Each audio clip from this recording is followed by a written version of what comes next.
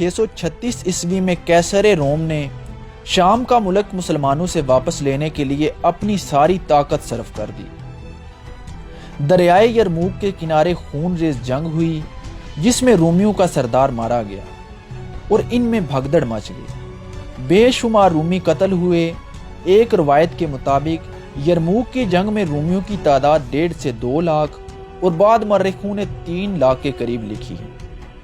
اس جنگ میں حضرت خالد بن ولید نے جنگی حکمت عملی کی ایسی مثال پیش کی کہ رہتی دنیا تک ان کو یاد رکھا جائے گا۔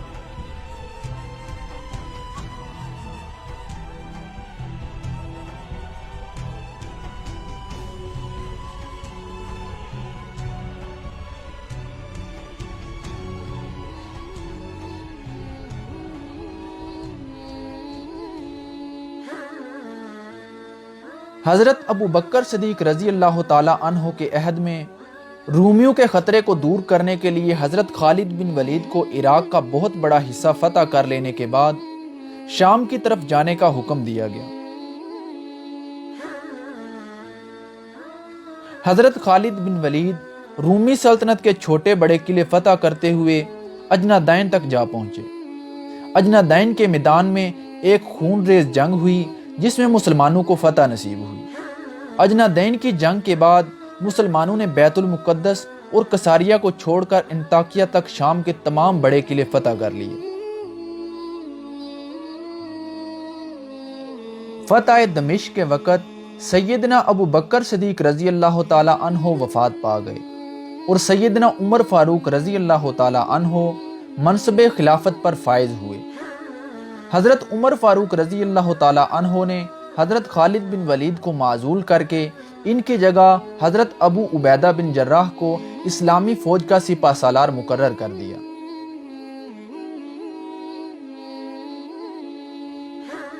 رومی فوجیں جو شکست کھا کر دمشق و حمص وغیرہ سے نکلی تھیں انطاکیہ پہنچیں اور ہرقل سے فریاد کی کہ عرب نے تمام شام کو پامال کر دیا ہے۔ ہرقل نے روم، قسطنطنیہ، جزیرہ، ارمینیا ہر جگہ احکام بھیج دیے کہ تمام فوجیں پایہ تخت میں ایک تاریخ معین تک حاضر ہو جائیں۔ تمام اضلاع کے افسروں کو لکھ دیا گیا کہ جس قدر آدمی جہاں سے ہو سکے مہیا کر کے روانہ کیے جائیں۔ ان احکام کا پہنچنا تھا کہ فوجوں کا ایک طوفان امڑ آیا۔ انطاکیہ کے چاروں طرف جہاں تک نگاہ جاتی تھی فوجوں کا ٹڈی دل پھیلا ہوا تھا۔ جب رومیوں کی ان تیاریوں کی مسلمانوں کو خبر ہوئی تو حضرت ابو عبیدہ الجراح رضی اللہ تعالی عنہ نے اپنے تمام سالاروں سے مشورہ کیا۔ آخر یہ رائے ٹھہری کہ حمص کو چھوڑ کر دمشق روانہ ہوں، وہاں سے عرب کی سرحد بھی قریب ہے۔ یہ ارادہ مصمم ہو چکا تو حضرت ابو عبیدہ نے حبیب بن سلمہ کو جو افسر خزانہ تھے بلا کر کہا کہ عیسائیوں سے جو جزیہ خراج لیا گیا ہے اس وقت ہماری حالت ایسی ہے کہ ہم ان کی حفاظت کا ذمہ نہیں اٹھا سکتے۔ چنانچہ کئی لاکھ کی رقم جو وصول ہوئی تھی واپس کر دی گئی۔ حضرت ابو عبیدہ نے صرف حمص والوں کے ساتھ یہ برتاؤ نہیں کیا تھا بلکہ جس قدر اضلاع فتح ہو چکے تھے ہر جگہ لکھ کر بھیج دیا کہ جزیہ کی جس قدر رقم وصول ہوئی ہے واپس کر دی جائے۔ مورخ ابو یوسف نے لکھا ہے کہ حمص کے شہری جو پہلے ہی مسلمانوں کے سلوک اور انتظام اور عدل و انصاف سے متاثر تھے جزیہ کی واپسی سے زیادہ متاثر ہوئے۔ حد یہ ہے کہ حمص میں جو یہودی مقیم تھے ان کے نمائندے نے حضرت ابو عبیدہ سے کہا کہ حمص میں اب وہی حکمران داخل ہو سکے گا جو فوجی طاقت کے بل بوتے پر آئے گا، ورنہ وہ کسی اور کو اپنا حاکم تسلیم نہیں کریں گے۔ رومی فوج کا سالار کناتیر ہرقل کے منصوبے کے مطابق دمشق پر حملہ کرنے گیا تو وہاں اسے اسلامی فوج کا کوئی آدمی نظر نہ آیا۔ مسلمان دمشق سے نکل کر جابیہ چلے گئے تھے۔ حضرت ابو عبیدہ نے ان تمام سالاروں کو جو مفتوحہ جگہوں کے حاکم مقرر ہوئے تھے حکم بھیج دیا تھا کہ وہاں سے کوچ کرنے سے پہلے لوگوں کو جزیہ کی رقم واپس کر دی جائے کیونکہ ہم ان کی حفاظت نہیں کر سکتے۔ چنانچہ دمشق کے شہریوں کو بھی ان کا جزیہ واپس کر دیا گیا۔ اس طرح مسلمان اپنے پیچھے بہت اچھا تاثر چھوڑ کر آئے، لیکن وہ اس علاقے سے نکلے نہیں۔ تمام دستے دریائے یرموک سے 7-8 میل دور جابیہ کے مقام پر اکٹھے ہو گئے۔ ان میں شرجیل بن حسنہ، عمر بن العاص، یزید بن ابی سفیان، زرار بن ازور رضی اللہ تعالیٰ عنہ جیسے نامی گرامی سالار قابل ذکر ہیں۔ اس کے بعد حضرت خالد بن ولید رضی اللہ تعالیٰ عنہ نے رائے دی کہ ہمیں یرموک کے مقام پر چلے جانا چاہیے، کیونکہ وہ زمین گھڑسوار دستوں کے لیے بہت اچھی ہے، اور فرمایا کہ ایک فائدہ یہ بھی ہے کہ مدینہ سے کمک اور رسد کا رستہ کھلا رہے گا۔ چنانچہ حضرت ابو عبیدہ بن الجراح رضی اللہ تعالیٰ عنہ نے لشکر کو یرموک کی جانب کوچ کا حکم دے دیا۔ معروف مورخ گبن لکھتا ہے کہ جنگی اصولوں اور امور کو دیکھتے ہوئے مسلمانوں کو رومی فوج کے مقابلے میں آنا ہی نہیں چاہیے تھا۔ صرف 40,000 کی نفری سے اس فوج کے خلاف لڑنا، جس کی نفری 1.5 اور 2 لاکھ کے درمیان تھی، ممکن نہ تھا۔ روم کا شہنشاہ صحیح معنوں میں سپاہیوں اور گھوڑوں کا ایسا سیلاب لے کر آیا تھا کہ جس کے آگے کوئی بھی فوج نہیں ٹھہر سکتی تھی۔ یرموک کے مقام پر پہنچنے کے بعد حضرت خالد بن ولید ابو عبیدہ کے پاس آئے تو انہوں نے اس میدان کا جائزہ لیا۔ لڑائی کے لیے یہ ہر لحاظ سے موزوں نظر آیا۔ اس طرح مسلمانوں کو اپنی پسند کے میدان کا فائدہ حاصل ہو گیا۔ رومی ایک تو اسے بہت بڑی کامیابی سمجھ رہے تھے کہ انہوں نے مسلمانوں سے مفتوحہ علاقے لے لیے تھے، اور وہ اس لیے بھی خوش تھے کہ انہوں نے اس دور کی سب سے بڑی فوج بنا لی تھی۔ یہی وجہ تھی کہ وہ مسلمانوں کے پیچھے پیچھے چلے آ رہے تھے۔ حضرت ابو عبیدہ نے حضرت خالد بن ولید کے مشورے کے مطابق دستوں کو لڑائی کی ترتیب میں کیا اور اسی ترتیب میں ڈیرے ڈال دیے۔ وہ خیمہ زن ہونے کے بجائے تیاری کی حالت میں رہے۔ مسلمانوں کے محاذ کی لمبائی کم و بیش 11 میل تھی اور گہرائی کچھ بھی نہیں تھی۔ رومی اتنے بڑے لشکر کے باوجود محتاط ہو کر آگے بڑھ رہے تھے، حالانکہ انہیں معلوم تھا کہ مسلمانوں کی تعداد 40,000 ہے، جو کم ہو سکتی ہے، زیادہ نہیں ہو سکتی، اور انہیں اتنی جلدی کمک بھی نہیں مل سکتی۔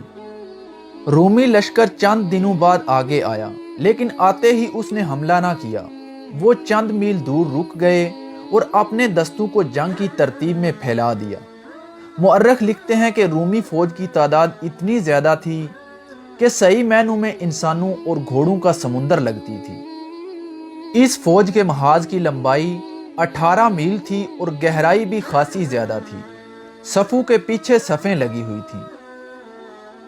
رومی لشکر کے سالار اعلیٰ ماہان نے آگے آ کر مسلمانوں کی فوج کا جائزہ لیا۔ اسے اپنی جنگی طاقت پر اتنا ناز تھا کہ وہ مسلمانوں کی صفوں کے قریب آ گیا۔ ماہان ابھی وہیں کھڑا تھا کہ ہرقل کا پیغام اس تک پہنچا، جو اس نے ماہان کو انطاکیہ سے بھیجا تھا، جس میں لکھا تھا کہ مسلمانوں پر حملہ کرنے سے پہلے انہیں صلح نامے کے لیے راضی کرو۔ مسلمان اگر یہ شرط مان لیں، وہ اپنے امن کے طریقے سے واپس چلے جائیں اور آئندہ کبھی رومی سلطنت کی سرحد میں داخل نہیں ہوں گے، تو انہیں عزت سے کچھ رقم دے کر واپس کرو۔ سوال یہ پیدا ہوتا ہے کہ مسلمانوں کے ہاتھوں ہرقل کی آدھی فوج کٹ گئی تھی۔ بے شمار مال غنیمت مسلمانوں کے ہاتھ لگا اور مسلمانوں نے سلطنت روم کے بے شمار علاقوں پر قبضہ بھی کر لیا تھا۔ پھر ہرقل انہیں بخش کیوں رہا تھا؟ اس نے 1.5-2 لاکھ فوج اکٹھی کر کے بھی مسلمانوں کے آگے صلح کا ہاتھ کیوں بڑھایا تھا؟ فوری طور پر یہ جواب سامنے آتا ہے کہ اس کی فوج پر مسلمانوں کی دہشت طاری ہو گئی تھی۔ اس وجہ سے وہ خطرہ محسوس کر رہا تھا کہ اتنی بڑی فوج بھی شکست کھا جائے گی۔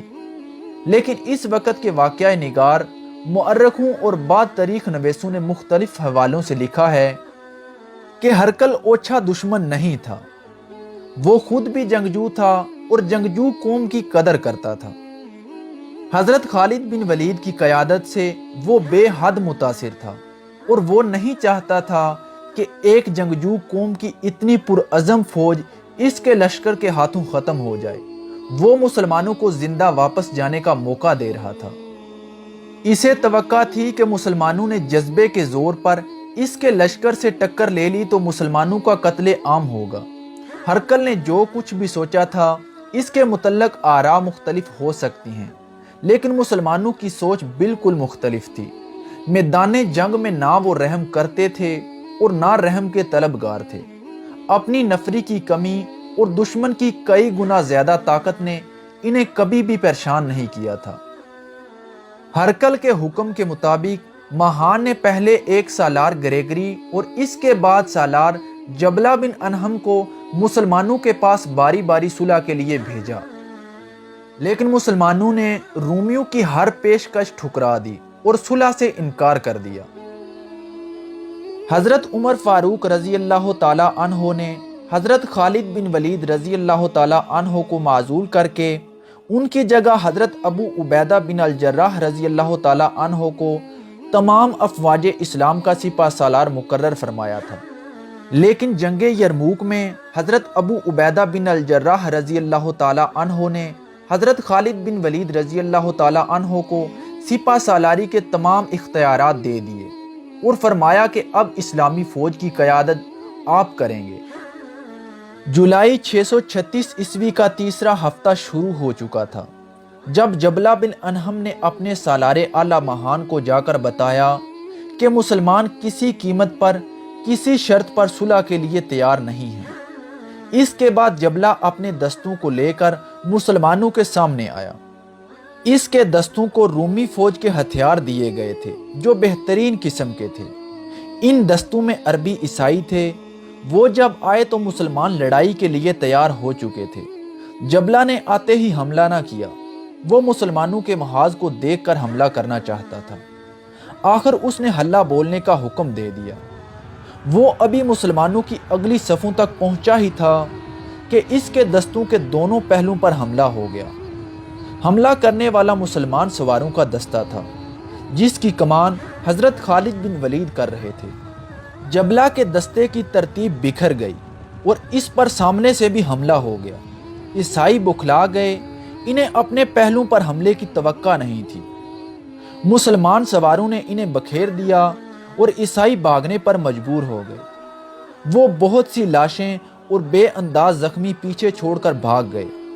مؤرخ لکھتے ہیں کہ ماہان نے مسلمانوں کو لڑتے بھی دیکھا اور جس تیزی سے مسلمان سواروں نے جبلہ کے دستوں پر حملہ کیا تھا وہ بھی دیکھا۔ وہ سمجھ گیا کہ مسلمانوں سے لڑنا بہت مشکل ہے اور اس کے لیے مزید تیاری کی ضرورت ہے۔ اس کے بعد ماہان نے حملے کے لیے کوئی دستہ آگے نہ بھیجا۔ ماہان کو توقع تھی کہ مسلمان جوابی حملہ کریں گے، لیکن نفری کی کمی مسلمانوں کی مجبوری تھی۔ وہ جوابی حملہ کرنے کا خطرہ مول نہیں لے سکتے تھے۔ ادھر جبلہ بھی محتاط ہو گیا۔ دن گزرنے لگے، دونوں طرف کی فوجوں نے ایک دوسرے پر نظر رکھنے کے لیے اپنے اپنے آدمی مقرر کر دیے۔ یہ وقفہ مسلمانوں کے لیے فائدہ مند رہا۔ انہیں مدینہ سے 6000 افراد کی کمک مل گئی۔ یہ 6000 افراد یمنی تھے اور تازہ دم تھے۔ ان سے مسلمانوں کے محاذ کو کچھ تقویت مل گئی۔ مسلمانوں کی فوج کی تفصیل کچھ اس طرح سے ہے کہ ان کی کل تعداد 40,000 تھی۔ ان میں سے 1000 رسول صلی اللہ علیہ وآلہ وسلم کے صحابہ کرام تھے۔ ان 1000 میں سے 100 وہ مجاہدین تھے جو بدر کی لڑائی لڑے تھے۔ 1 مہینہ گزر گیا تو دشمن نے دیکھا کہ اس کا لشکر لڑنے کے لیے تیار ہو گیا ہے اور مسلمانوں کی نفری میں بھی کوئی اضافہ نہیں ہوا، تو اس نے مزید انتظار مناسب نہ سمجھا، لیکن ایک بار پھر صلح کی کوشش کو ضروری سمجھا، لیکن وہ بھی ناکام ہوئی۔ ماہان نے بھی اپنے لشکر کو 4 حصوں میں تقسیم کیا ہوا تھا۔ اس کے محاذ کی لمبائی 12 میل تھی اور گہرائی اتنی زیادہ کہ صفوں کے پیچھے صفیں لگی ہوئی تھیں جو دور پیچھے تک چلی گئی تھیں۔ رومی افواج کو اس ترتیب میں کھڑا کیا گیا تھا کہ ایک پہلو پر سالار گریگری کے دستے تھے، دوسرے پہلو پر سالار قناطیر کے دستے اور قلب میں سالار اعلیٰ ماہان کی ارمینی فوج اور سالار درجان کے دستے تھے۔ گھڑ سوار دستوں کو 4 حصوں میں تقسیم کیا گیا تھا اور انہیں ایسی جگہوں پر کھڑا کیا گیا تھا जहां इनके सामने मुसलमानों के पयादा दस्ते थे। रोमियों के पास सवार दस्ते इतने ज्यादा थे कि उन्होंने सवारों के पीछे भी सवार खड़े कर रखे थे। सालार जबला के सवार दस्ते और शुतर सवारों को 12 मील लंबे महाज के आगे खड़ा किया गया था। महान ने एक बंदोबस्त और किया। ग्रेगरी के दस्ते एक पहलू पर थे, इनमें 30,000 प्यादा थे। इन तमाम प्यादों को जंजीरों में बांध दिया गया था। एक जंजीर में 10-10 आदमी बंधे हुए थे। जंजीरें इतनी लंबी थीं कि इनसे बंधे हुए सिपाही आसानी से लड़ सकते थे। जंजीरों का एक मकसद तो ये था कि सिपाही भाग नहीं सकेंगे, और दूसरा मकसद ये था कि मुसलमान हमला करेंगे तो इन जंजीरों से उलझकर गिर जाएंगे और सफ़ें तोड़कर आगे नहीं निकल सकेंगे। हज़रत खालिद बिन वलीद ने मुजाहिदीन को इस तरह तकसीम किया। 40,000 तादाद में कुल 10,000 घुड़सवार थे। 30,000 प्यादों को 36 हिस्सों में तकसीम किया गया। हर हिस्से में 800 से 900 प्यादे आए। घुड़सवारों को उन्होंने 200 के 3 हिस्सों में तकसीम किया। एक हिस्से की कमान कैस बिन हबीरा को दी, दूसरे हिस्से की कमान मसरा बिन मसरूक को और तीसरे हिस्से की कमान आमर बिन तोफैल को दी। मुसलमानों के महाज की लंबाई 11 मील थी, यानी दुश्मन से 1 मील कम थी। जाहिर है कि मुसलमानों की सफ आराई की गहराई तो थी ही नहीं। एक पहलू में यजीद बिन अबी सुफियान रजी अल्लाह ताला अन्हो और दूसरे पहलू पर हजरत अमर बिन आस रजी अल्लाह ताला अन्हो के दस्ते थे, और इन्हें 200 का एक सवार दस्ता भी दिया गया था। हजरत अबू उबैदा कलब में थे और इन्होंने सालार शर्जील बिन हसना के दस्तों को अपने साथ दाएं तरफ रखा। इनके साथ सालार अकरमा बिन अबी जहल और अब्दुर्रहमान बिन खालिद भी थे। 4,000 घुड़सवारों को हजरत खालिद बिन वलीद ने अपनी कमान में अगली सफ़ों के पीछे रखा। इन्हें हर उस जगह पहुंचना था जहां दुश्मन का दबाव ज्यादा होना था, और इन सवारों ने घूम फिर कर लड़ना था। अगली सफ़ों के प्यादों को लंबी बर्शियां दी गई थी। जब सफ बंदी हो चुकी तो हजरत अबू उबैदा, हजरत खालिद और दूसरे सालार एक सिरे से दूसरे सिरे तक गए। वो मुजाहिदीन का हौसला बढ़ा रहे थे और हंसते और मुस्कुराते थे, और कहीं रुक जाते तो हजरत खालिद बिन वलीद चंद अल्फाज कहकर इनके जज्बों को सहारा देते थे। मुअर्रिख तिबरी ने लिखा है कि हजरत खालिद बिन वलीद एक दस्ते के सामने से गुजरे तो एक मुजाहिद ने कहा, रूमी इतने ज्यादा और हम कितने थोड़े हैं। हजरत खालिद बिन वलीद ने घोड़ा रोक लिया और बुलंद आवाज से फरमाया, कहो कि रूमी कितने थोड़े और हम कितने ज्यादा हैं। ताकत तादाद की नहीं होती, ताकत अल्लाह की मदद से बनती है। तादाद रूमियों के पास है और अल्लाह हमारे साथ है। ज्यादातर मुअर्रिखों ने लिखा है कि सालार और कमांडर जब अपनी फौज में घूम फिर रहे थे तो ये आयत बुलंद आवाज से पढ़ते जाते थे। कितनी ही बार छोटी छोटी जमातें अल्लाह के चाहने से बड़ी बड़ी जमातों पर गालिब आईं। अल्लाह सब्र इस्तकामत वालों का साथ देता है। दूसरे दिन दोनों फौजें एक दूसरे के आमने सामने हुई। जर्जा जो रूमी फौज का एक सालार था और इनफरादी मुकाबलों में बहुत शोहरत रखता था, अपने सालारे आला महान के हुक्म से आगे बढ़ा और कहा, क्या खालिद बिन वलीद में इतनी हिम्मत है कि मेरी तलवार के सामने आ सके। हजरत खालिद बिन वलीद आगे निकले और फरमाया, मैं हूं रूमियों का कातिल। जर्जा ने हजरत खालिद बिन वलीद से कहा, झूठ ना बोलना कि जंगजू झूठ नहीं बोला करते, धोखा भी ना देना कि आला नस्ल के लोग धोखा नहीं दिया करते। क्या मैं इसे सच समझूं कि तेरे रसूल को खुदा ने आसमान से तलवार भेजी थी, ये तलवार तेरे रसूल ने तुझे दी, और जब तेरे हाथ में ये तलवार होती है तो दुश्मन को शिकस्त दे देता है। हजरत खालिद बिन वलीद ने फरमाया कि ये सच नहीं है। तो उसने कहा, फिर तुझे सैफुल्लाह क्यों कहा जाता है। हजरत खालिद बिन वलीद ने फरमाया कि रसूल सल्लल्लाहु अलैहि वसल्लम ने मेरी तेग जनी के जौहर देखे थे तो आपने बेसाख्ता कहा था कि अल्लाह की तलवार है। आपने मुझे अपनी तलवार अनाम के दौर पर दी थी। फिर हजरत खालिद बिन वलीद ने फरमाया कि अब निकाल अपनी तलवार और तू भी इसका जायका चख ले। جرجا نے کہا اگر میں تلوار نہ نکالوں تو؟ پھر حضرت خالد بن ولید نے کہا کہ پھر کلمہ پڑھ کر مسلمان ہو جاؤ، تسلیم کر لو کہ محمد صلی اللہ علیہ وآلہ وسلم اللہ کے رسول ہیں۔ جرجا نے کہا میں ایسا کہنے سے انکار کر دوں تو حضرت خالد بن ولید نے فرمایا پھر تجھے جزیہ ادا کرنا پڑے گا۔ جرجا نے کہا اگر میں جزیہ دینے سے بھی انکار کر دوں تو؟ حضرت خالد بن ولید نے فرمایا پھر نکال اپنی تلوار اور پہلے وار کر کے تجھے کوئی افسوس نہ رہے کہ وار کرنے کا تجھے موقع نہیں ملا۔ جرجا کچھ دیر خاموش رہا اور حضرت خالد بن ولید کے منہ کی طرف دیکھتا رہا اور کہا کہ اگر کوئی آج اسلام قبول کرے تو اس کا کیا درجہ ہوگا؟ حضرت خالد بن ولید نے فرمایا وہی درجہ جو ہر مسلمان کا ہے، اسلام میں کوئی بڑا اور چھوٹا نہیں۔ جرجا نے کہا کہ میں تیرے مذہب میں آنا چاہتا ہوں، میں اسلام قبول کرتا ہوں۔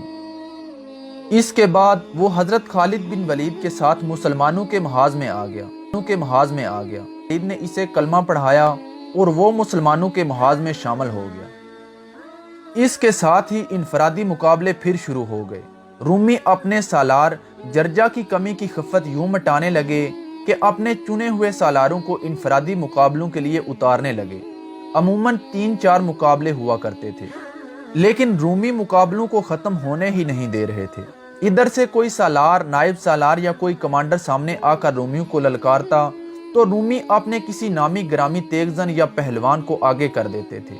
تقریباً ہر مقابلے میں رومی مارا گیا یا بھاگ گیا۔